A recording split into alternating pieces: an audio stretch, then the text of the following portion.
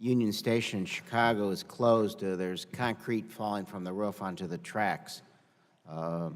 It is an indication of the broader issues our country has, a backlog of infrastructure needs.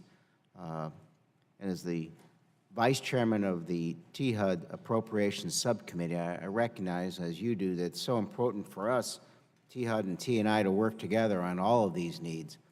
And as I sit here and listen to others talk about this, I think what's important is that I should care just as much about the tunnel in New Jersey as they should about me rebuilding the Blue Line in Chicago, as I should care about the locks on the Mississippi and water mains and the water issues in California. And as we talk about a big infrastructure plan, I think we need to keep in mind that this isn't a parochial, what's in my district first.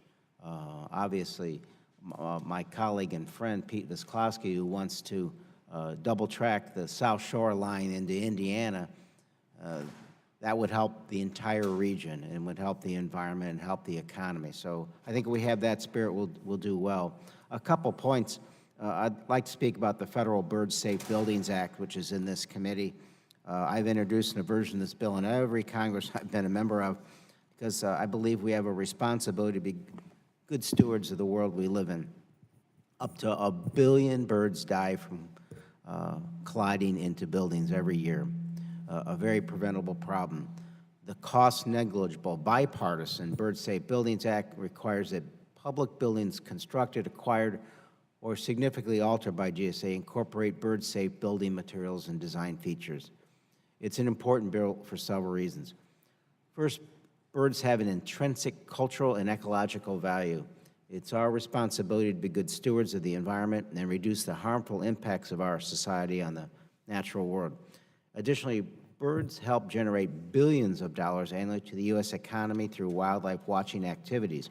1 in 5 Americans, 48 million people, engage in bird watching, and they spend about $36 billion in pursuit of bird activities every year. These activities support over 600,000 jobs and bring $6.2 billion in state tax revenues. For all these reasons, it's vital that we take this simple, straightforward, and low-cost step in this bill to protect birds from fatal collisions. This bill has been referred to Chairman Titus' subcommittee. I thank her for support on this. I'd also like to talk about something that's an issue for every city in the country, and Chicago is no exception: funding for public transportation. Effective public transit makes cities more livable and accessible for all its inhabitants. Transit-oriented development can turn wasted or unused land into vibrant communities and allow existing communities to access economic and social opportunities that otherwise might be difficult. For too long, public transit has been underserved by Congress, and I will be glad to work with you and Chairman Price and my colleagues to ensure the adequate funding is provided for transit systems this year. In all of its work in this Congress, I urge this committee to consider public transit needs and specifically to clarify for the Secretary of Transportation that key federal programs like TIFIA and ARIF should not be included as part of the federal share of the budget of a project as part of the Capital Investment Grant Program.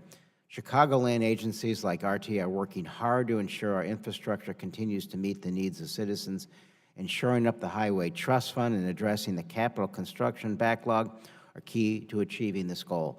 Finally, I want to touch on the issue of flooding, which is serious in Chicago and communities around the country. Today, I reintroduced the Flood Mapping Modernization and Homeowner Empowerment Pilot Program Act, which will create a 12-city pilot program and give communities the resources they need to address urban flooding within their local context, while also helping FEMA glean new best practices to help improve flood mapping and mitigation.